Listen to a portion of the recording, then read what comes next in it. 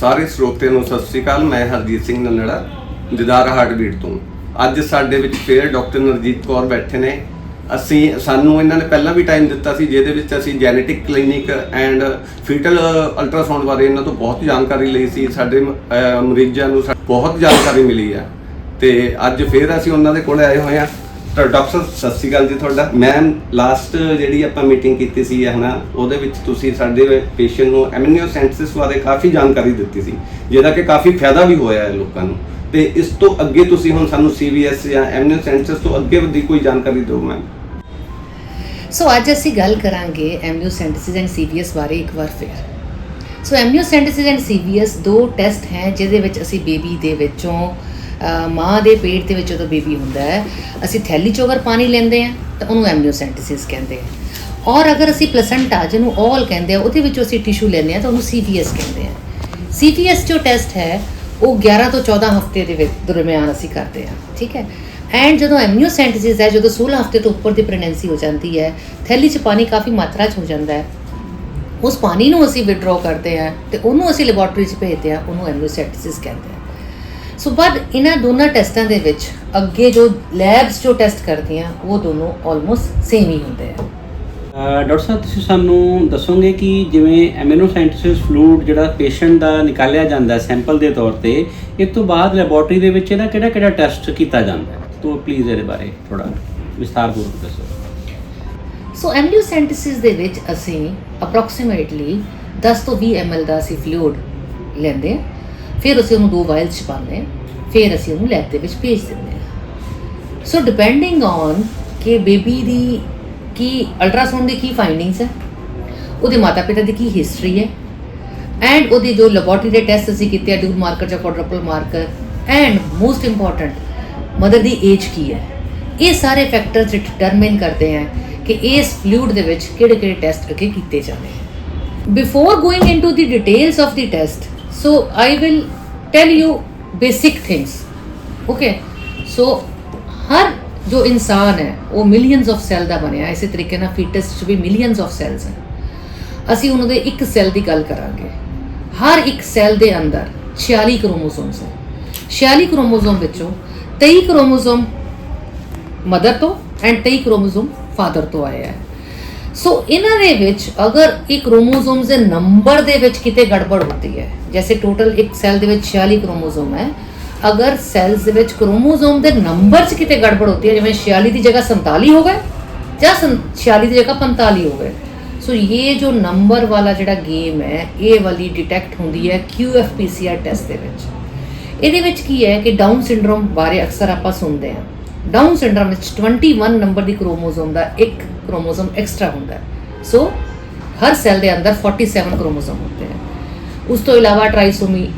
18, 30 and 6 chromosome ਵੀ extra ਜਾਂ ਘੱਟ ਵੱਧ ਹੋ ਸਕਦੀ ਹੈ। ਸੋ ਇਹ ਵਾਲਾ ਜਿਹੜੀ 4 ਕ੍ਰੋਮੋਸੋਮਸ ਦਾ ਜੋ ਬੇਸਿਕ ਚੀਜ਼ ਹੈ, ਅਗਰ ਇਹਦੇ ਬਾਰੇ ਅਸੀਂ ਨੰਬਰ ਦੇ ਬਾਰੇ ਅਸੀਂ ਡਿਟੈਕਸ਼ਨ ਕਰਨੀ ਹੈ, ਸਾਨੂੰ ਡਾਊਟ ਹੈ ਕਿ ਟ੍ਰਾਈਸੋਮੀਜ਼ ਹੋ ਸਕਦੀਆਂ, ਸੋ ਅਸੀਂ QFPCR ਟੈਸਟ ਪੇਸ਼ੈਂਟ ਨੂੰ ਇਸ ਫਲੂਇਡ 'ਚ ਕਰਾਉਂਦੇ ਹਾਂ। ਡਾਕਟਰ ਸਾਹਿਬ, ਤੁਸੀਂ QFPCR ਬਾਰੇ ਦੱਸਿਆ ਵਾ, ਤੁਸੀਂ ਸਾਨੂੰ ਦੱਸ ਸਕਦੇ ਹੋ ਜਿਹੜਾ ਫੇਸ ਟੈਸਟ ਹੁੰਦਾ ਵਾ ਉਹ ਕੀ ਹੁੰਦਾ ਵਾ? ऐसा है कि QFPCR एंड फिश दोनों सिमिलर चीज़ें ही टेस्ट करते हैं, ठीक है, बट लैब्स आजकल QFPCR ਨੂੰ ज़्यादा प्रमोट कर रही हैं बिकॉज वो थोड़ा ईजी है, जल्दी रिपोर्ट आ जाती है, एंड सेकेंडली कॉस्ट इफेक्टिव भी है। Otherwise QFPCR and fish test दोनों ही क्रोमोसोम का नंबर ऊपर नीचे है, ट्राइसोमीज ਨੂੰ डिटेक्ट ਕਰਨ ਵਾਸਤੇ ਹੀ ਹੁੰਦਾ ਹੈ। ਮੈਮ, ਆਪਾਂ ਕਈ ਪੇਸ਼ੈਂਟ ਦਾ ਐਂਟੀ ਸਕੈਨ ਕਰਵਾਉਂਦੇ ਆ ਤੇ ਨਾਲ ਡਿਊਲ ਮਾਰਕਰ ਜ਼ਰੂਰ ਕਰਵਾਉਂਦੇ ਆ, ਲੇਕਿਨ ਜੇ ਐਂਟੀ ਸਕੈਨ ਦੇ ਵਿੱਚ ਰਿਪੋਰਟ ਸਹੀ ਆਈ ਹੈ ਐਂਡ ਡਿਊਲ ਮਾਰਕਰ ਦੇ ਵਿੱਚ ਹਾਈ ਰਿਸਕ ਆ ਜਾਂਦਾ, ਉਹ ਕਿਉਂ? ਸੋ ਤੁਸੀਂ ਬਹੁਤ ਅੱਛਾ ਇੱਕ ਪੁਆਇੰਟ ਚੱਕਿਆ ਹੈ। ਨਾਰਮਲੀ ਅਸੀਂ ਕੀ ਕਰਦੇ ਹਾਂ ਕਿ ਜੋ ਐਂਟੀ ਸਕੈਨ ਐਂਡ ਡਿਊਲ ਮਾर्कर ਨੂੰ ਕੰਬਾइन करके ही रिपोर्ट बनाते हैं, ठीक है, पर कुछ लैब्स जो हैं वो बाद च रिपोर्ट देंदी हैं, तो अल्ट्रासाउंड सेंटर वाले एंटी स्कैन की रिपोर्ट सैपरेट दे देंगे हैं। बट अगर ड्यूल मार्कर दे विच जां एंटी स्कैन च कंबाइंड रिस्क इंक्रीज आया है, सो आपां उहनूं इंक्रीज रिस्क ही कहते हैं। एंड मैं एक एग्जाम्पल देंदे हैं पिछले महीने के एक पेशेंट की, कि एक पेशेंट था हमारा, उसकी एज सी 37 ਐਂਡ ਉਹਦੇ ਵਿੱਚ anti scan we have given normal and then later on dual markers increase risk ਆਇਆ ਬਟ ਜਦ ਡਿਊਲ ਮਾਰਕਰਸ ਇਨਕਰੀਜ਼ ਰਿਸਕ ਆਉਂਦਾ ਹੈ ਨਾ ਤਾਂ ਉਹ ਐਂਟੀ ਦੀ ਵੈਲਿਊਜ਼ ਉਹਦੇ 'ਚ ਇਨਕੋਰਪੋਰੇਟ ਕਰਦੇ ਆ पेशेंट की एज भी उससे इनकॉर्पोरेट करते हैं तो सारे मिला के अगर रिस्क इंक्रीज है तो मतलब उस पेशेंट रिस्क इंक्रीज ही है सो देन असी इस पेशेंट ਨੂੰ ਅੱਗੇ ਫਰਦਰ ਟੈਸਟਿੰਗ ਐਡਵਾਈਸ ਕਰਦੇ ਹਾਂ ਬਿਕੋਜ਼ ਸਾਡੇ ਐਂਟੀ ਸਕੈਨ ਦੇ ਵਿੱਚ ਕੋਈ ਵੀ ਪ੍ਰੋਬਲਮ ਨਹੀਂ ਮਿਲੀ ਸੀ ਇਸ ਕਰਕੇ ਪਹਿਲੇ ਅਸੀਂ ਇਹਨੂੰ NIPT ਟੈਸਟ ਰਿਕਮੈਂਡ ਕੀਤਾ ਹੈ NIPT ਕੀ ਡਾਕਟਰ ਸਾਹਿਬ NIPT ਇਮਿਊਨਿਟਿਕ ਫਲੂਇਡ ਦੇ ਵਿੱਚੋਂ ਹੁੰਦਾ ਹੈ ਟੈਸਟ ਥੋੜਾ ਜਿਹਾ ਇਹਦੇ ਬਾਰੇ ਪਲੀਜ਼ ਦੱਸੋ So okay, there is little diversion from the mainstream. ਆਪਾਂ ਗੱਲ ਕਰ ਰਹੇ ਸੀ amniocentesis and CVS ਬਾਰੇ ਬਟ ਹੁਣ ਵਿੱਚ ਇੱਕ ਕਿਉਂਕਿ ਪੇਸ਼ੈਂਟ ਹਾਈ ਰਿਸਕ ਆਇਆ ਸੀ ਐਂਡ ਉਹਦੇ ਸਟਰਕਚਰ 'ਚ ਬੇਬੀ 'ਚ ਕੋਈ ਡਿਫੈਕਟ ਨਹੀਂ ਸੀ ਸਿਰਫ ਏਜ ਉਹਦੀ ਜ਼ਿਆਦਾ ਸੀ and dual marker and first trimester screening 'ਚ ਰਿਸਕ ਹਾਈ ਸੀ ਇਸ ਕਰਕੇ ਮੈਂ NIPT ਬਾਰੇ ਗੱਲ ਕੀਤੀ ਸੀ but NIPT test amniotic fluid ਦਾ ਟੈਸਟ ਨਹੀਂ ਹੈ NIPT ਦਾ ਮਤਲਬ ਹੈ non invasive prenatal testing NIPT test mother ਦੇ ਬਲੱਡ ਦੇ ਵਿੱਚੋਂ ਫੀਟਲ DNA ਦਾ ਟੈਸਟ ਹੁੰਦਾ so it's very simple it's not amniotic fluid ਦਾ ਟੈਸਟ ਇਟਸ ਮਦਰ ਦੇ ਬਲੱਡ ਦੇ ਵਿੱਚੋਂ ਫੀਟਲ DNA ਦਾ ਟੈਸਟ ਸੋ ਅਗਰ ਆਪਾਂ ਨੂੰ 100%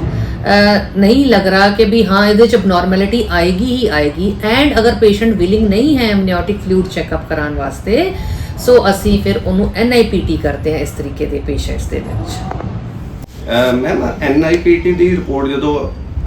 ਨਹੀਂ ਸਹੀ ਆਉਂਦੀ ਹੈ ਨੋਰਮਲ ਆ ਜਾਂਦੀ ਹੈ ਕਿ ਉਸ ਤੋਂ ਬਾਅਦ ਪੇਸ਼ੈਂਟ ਨੂੰ ਅਵੋਇਡ ਕਰਵਾ ਲੈਣਾ ਚਾਹੀਦਾ ਹੈ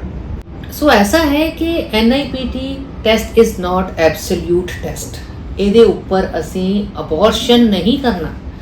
ਇਹ ਇੱਕ ਜੈਸੇ ਹਾਈ ਰਿਸਕ ਜਾਂ ਲੋ ਰਿਸਕ ਰਿਪੋਰਟ ਹੀ ਦਿੰਦਾ ਹੈ NIPT ਸੋ ਠੀਕ ਹੈ ਅਗਰ NIPT ਨੇ ਕਹਿਤਾ ਜਿਵੇਂ ਮੇਰੇ ਵਾਲਾ ਪੇਸ਼ੈਂਟ ਜਿਹੜਾ ਅਸੀਂ ਗੱਲ ਕਰ ਰਹੇ ਸੀ ਉਹਦੇ 'ਚ ਹਾਈ ਰਿਸਕ ਆ ਗਿਆ ਸੋ ਇਹਦਾ ਮਤਲਬ ਅੱਗੇ ਸਾਨੂੰ ਕਨਫਰਮੇਟਰੀ ਟੈਸਟ ਦੀ ਲੋੜ ਹੈ ਅਗਰ ਇਹ ਲੋ ਰਿਸਕ ਆ ਜਾਂਦਾ ਸੋ ਫਿਰ ਅਸੀਂ ਪੇਸ਼ੈਂਟ ਕਹਿਣਾ ਸੀ continue your pregnancy and come back at 5th month scan ਉਸ ਵੇਲੇ ਅਸੀਂ ਚੈੱਕ ਕਰਾਂਗੇ ਬਟ ਕਿਉਂਕਿ ਇਸ ਪੇਸ਼ੈਂਟ 'ਚ ਹਾਈ ਰਿਸਕ ਰਿਪੋਰਟ ਆ ਗਈ ਇਸ ਕਰਕੇ ਇਹਨੂੰ ਫਰਦਰ ਅਸੀਂ ਐਮਨਿਓਸੈਂਟੇਸਿਸ ਕਰਨਾ ਹੈ ਸੋ ਹੁਣ ਐਮਨਿਓਸੈਂਟੇਸਿਸ ਕਰਕੇ ਅਸੀਂ ਇਸ ਪੇਸ਼ੈਂਟ ਦੇ ਵਿੱਚ ਫਿਰ ਅਸੀਂ QFPCR ਟੈਸਟ ਜਿਵੇਂ ਮੈਂ ਪਹਿਲਾਂ ਦੱਸਿਆ ਉਹ ਕੀਤਾ ਉਹਦੇ ਵਿੱਚ ਡਾਊਨ ਸਿੰਡਰੋਮ ਟ੍ਰਾਈਸੋਮੀ 21 ਪੋਜ਼ਿਟਿਵ ਆਇਆ ਸੋ ਜਦੋਂ ਡਾਊਨ ਸਿੰਡਰੋਮ ਟ੍ਰਾਈਸੋਮੀ 21 ਪੋਜ਼ਿਟਿਵ ਆਇਆ ਤਦ ਅਸੀਂ ਪੇਸ਼ੈਂਟ ਦੀ ਕਾਉਂਸਲਿੰਗ ਕਰਾਂਗੇ ਉਹਨੂੰ ਦੱਸਾਂਗੇ ਕਿ ਡਾਊਨ ਸਿੰਡਰੋਮ ਬੇਬੀ 'ਚ ਕੀ ਪ੍ਰੋਬਲਮਸ ਹੋ ਸਕਦੀ ਦੈਨ ਇਟਸ ਪੇਸ਼ੈਂਟਸ ਕਾਲ ਅਸੀਂ ਰਿਕਮੈਂਡ ਨਹੀਂ ਕਰਨਾ ਪੇਸ਼ੈਂਟ ਨੂੰ ਅਬੋਰਸ਼ਨ ਵਾਸਤੇ ਇਟਸ ਪੇਸ਼ੈਂਟਸ ਕਾਲ ਪੇਸ਼ੈਂਟ ਨੂੰ ਅਸੀਂ ਇਨਫੋਰਮ ਕਰਨਾ ਹੈ ਕੀ ਪ੍ਰੋਬਲਮਸ ਹੋ ਸਕਦੀ ਹੈ ਦੈਨ ਪੇਸ਼ੈਂਟ ਵਿਲ ਡਿਸਾਈਡ ਕਿ ਉਹ ਅੱਗੇ ਫਰਦਰ ਪ੍ਰੈਗਨੈਂਸੀ ਕੰਟੀਨਿਊ ਕਰਨਾ ਚਾਹੁੰਦਾ ਹੈ ਕਿ ਨਹੀਂ ਕਰਨਾ ਚਾਹੁੰਦਾ ਤੁਸੀਂ ਸਾਨੂੰ ਫਿਸ਼ ਟੈਸਟ ਬਾਰੇ QFPCR ਬਾਰੇ ਐਂਡ NIPT ਬਾਰੇ ਦੱਸਿਆ ਤੇ ਕੀ ਕੋਈ ਹੋਰ ਟੈਸਟ ਵੀ ਹੁੰਦੇ ਨੇ ਔਰ ਤੁਸੀਂ ਕਿਸ ਤਰ੍ਹਾਂ ਡਿਸਾਈਡ ਕਰਦੇ ਹੋ ਕਿ ਕਿਹੜਾ ਟੈਸਟ ਪੇਸ਼ੈਂਟ ਦੇ ਕਰਵਾਉਣਾ ਚਾਹੀਦਾ ਸੋ ਦੇਖੋ ਐਸਾ ਹੈ ਕਿ ਆਪਾਂ ਹੁਣ let's go back to basic once again okay so ਆਪਾਂ ਨੇ ਕਿਹਾ ਕਿ ਜਦੋਂ ਆਪਾਂ ਹਰ ਸੈੱਲ ਦੇ ਅੰਦਰ 46 ਕ੍ਰੋਮੋਸੋਮਸ ਹੈ ਠੀਕ ਹੈ ਜੀ 23 ਮਦਰ ਤੋਂ ਆਈਆਂ 23 ਫਾਦਰ ਤੋਂ ਆਈਆਂ ਸੋ ਇਸ ਤਰੀਕੇ ਨਾਲ ਜਦੋਂ ਟ੍ਰਾਈਸੋਮੀਜ਼ ਹੁੰਦੀਆਂ ਉਹਦੇ ਵਿੱਚ ਕ੍ਰੋਮੋਸੋਮ ਜਾਂ ਮੋਨੋਸੋਮੀਜ਼ ਹੁੰਦੀਆਂ ਟ੍ਰਾਈਸੋਮੀ ਦੇ ਵਿੱਚ ਇੱਕ ਕ੍ਰੋਮੋਸੋਮ ਐਕਸਟਰਾ ਆ ਜਾਂਦੀ ਹੈ ਮੋਨੋਸੋਮੀ ਦੇ ਵਿੱਚ ਇੱਕ ਕ੍ਰੋਮੋਸੋਮ ਮਾਈਨਸ ਹੁੰਦੀ ਹੈ ਸੋ ਇਹ ਸਭ ਚੀਜ਼ਾਂ ਅਸੀਂ QFPCR ਜਾਂ ਫਿਸ਼ ਜਾਂ ਕੈਰੀਓਟਾਈਪਿੰਗ 'ਚ ਅਸੀਂ ਇਹ फाइंड आउट कर लेते हैं क्रोमोसोम का नंबर 46 है 47 है कि 45 है एंड केड़े नंबर दी क्रोमोसोम एक्स्ट्रा है या केड़े नंबर दी क्रोमोसोम माइनस है सो ये हमारा एक डिपार्टमेंट हो गया जैसे क्रोमोसोम के ऊपर नंबर किया फिर now coming to the next stage हर क्रोमोसोम के ऊपर फिर जीन्स है अब बहुत सारे जेनेटिक सिंड्रोम है जिसमें जीन्स के लैवल ते दिक्कत है ਜਦੋਂ ਜੀਨਸ ਦੇ ਲੈਵਲ ਤੇ ਦਿੱਕਤ ਹੈ ਤੇ ਉਹਨੂੰ ਕਹਿੰਦੇ ਆ ਕ੍ਰੋਮੋਸੋਮਲ ਮਾਈਕਰੋ ਅਰੇ ਟੈਸਟ ਸੋ ਅਸੀਂ ਪੇਸ਼ੈਂਟ ਦੇ ਵਿੱਚ ਕੀ ਪ੍ਰੋਬਲਮ ਆਈ ਅਲਟਰਾਸਾਊਂਡ ਨੇ ਕੀ ਦੱਸਿਆ ਪੇਸ਼ੈਂਟ ਦੇ ਡਿਊਲ ਮਾਰਕਰ ਜਾਂ ਉਹਦੇ ਜਿਹੜਾ ਕੁਆਡਰਪਲ ਮਾਰਕਰ ਹੈ ਜਾਂ ਪੇਸ਼ੈਂਟ ਦੀ ਏਜ ਕਿੰਨੀ ਹੈ ਉਹ ਸਾਰੀ ਚੀਜ਼ਾਂ ਐਂਡ ਪੇਸ਼ੈਂਟ ਦੀ ਪਹਿਲਾਂ ਦੀ ਹਿਸਟਰੀ ਇਹ ਸਾਰੀਆਂ ਚੀਜ਼ਾਂ ਨਾਲ ਅਸੀਂ ਡਿਸਾਈਡ ਕਰਦੇ ਹਾਂ ਕਿ ਇਸ ਪੇਸ਼ੈਂਟ ਦੇ ਵਿੱਚ ਕ੍ਰੋਮੋਸੋਮਲ ਅਬਨੋਰਮੈਲਿਟੀ ਹੈ ਕਿ ਜੈਨੇਟਿਕ ਅਬਨੋਰਮੈਲਿਟੀ। ਅਗਰ ਸਾਨੂੰ ਲੱਗਦਾ ਹੈ ਕਿ ਜੀਨਸ ਨੂੰ ਚੈੱਕ ਕਰਨਾ ਹੈ, ਕहीं जीन ਵੱਧ गई है, डुप्लीकेशन हो गई है ਜਾਂ डिलीशन हो गई है, तो ਅਸੀਂ क्रोमोसोमल माइक्रोअरे टेस्ट ऑर्डर करते हैं। And last but not the least, अगर वो जीन्स के अंदर भी न्यूक्लियोटाइड का अरेंजमेंट, उस जीन के अंदर जो न्यूक्लियोटाइड का भी अरेंजमेंट, उसमें प्रोटीन्स का अरेंजमेंट है, उस प्रोटीन के अरेंजमेंट में कहीं कोई दिक्कत हो गई है, म्यूटेशंस हो गई हैं, तो असी होल एग्जाम सीक्वेंसिंग टेस्ट असी करते हैं। सो इस तरीके नाल ये डिफरेंट टेस्ट है। ये सारे टेस्ट असी डिसाइड करते हैं, पेशेंट टू पेशेंट वेरी करता है। असी पेशेंट की पूरी हिस्ट्री डिटेल्ड लेने हैं, मदर फादर नू चेक करते हैं, पिछले प्रेगनेंसी की हिस्ट्री लेते हैं, इस स्कैन में क्या आया है वो देखते हैं,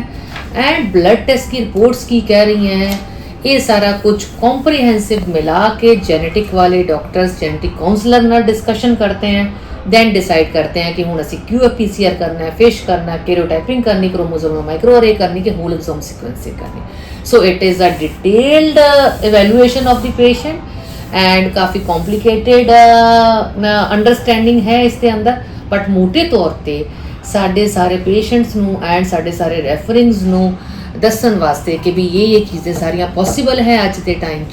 ये इस तरीके नाल असी साडे इत्थे दीदार हार्टबीट डायग्नोस्टिक ये सारा कुछ अवेलेबल है। ਡਾਕਟਰ ਸਾਹਿਬ ਤੁਹਾਡਾ ਬਹੁਤ ਬਹੁਤ ਧੰਨਵਾਦ। ਤੁਸੀਂ ਪਿਛਲੀ ਵਾਰੀ ਵੀ ਸਾਨੂੰ ਬਹੁਤ ਵਧੀਆ ਜਾਣਕਾਰੀ ਦਿੱਤੀ ਸੀ, ਪਰ ਐਤਕੀ ਮੈਂ ਤੁਹਾਡਾ ਦਿਲੋਂ ਧੰਨਵਾਦ ਕਰਦਾ ਹਾਂ ਇਸ ਲਈ ਕਿ ਤੁਸੀਂ ਬਹੁਤ ਹੀ ਜਿਹੜੀ ਸਾਡੇ ਜਾਣੀ ਕਿ ਨਾ ਸਮਝਣ ਵਾਲੀ ਚੀਜ਼ ਨੂੰ ਬਹੁਤ ਸਰਲ ਤਰੀਕੇ ਨਾਲ ਸਮਝਾਇਆ। ਇਹਦੇ ਨਾਲ ਅਸੀਂ ਲੋਕਾਂ ਦਾ ਵੀ ਫਾਇਦਾ ਕਰ ਸਕਾਂਗੇ, ਅੱਛੀ ਤਰ੍ਹਾਂ ਪੇਸ਼ੈਂਟ ਨੂੰ ਗਾਈਡ ਕਰ ਸਕਾਂਗੇ, ਤੇ ਇਸ ਲਈ ਮੈਂ ਤੁਹਾਡਾ ਇੱਕ ਵਾਰੀ ਫੇਰ ਬਹੁਤ ਜ਼ਿਆਦਾ ਧੰਨਵਾਦ ਕਰਦਾ ਹਾਂ। Thank you very much. तो वाकई डॉक्टर साहब बहुत बहुत धन्यवाद ਤੁਹਾਡਾ ਇੰਨੀ ਅੱਛੀ ਇਨਫੋਰਮੇਸ਼ਨ ਦੇਣ ਲਈ। ਅਸੀਂ ਬਹੁਤ ਤੁਹਾਡਾ ਥੈਂਕਫੁਲ ਹਾਂ। Thank you doctor Sahib. Thank you doctor.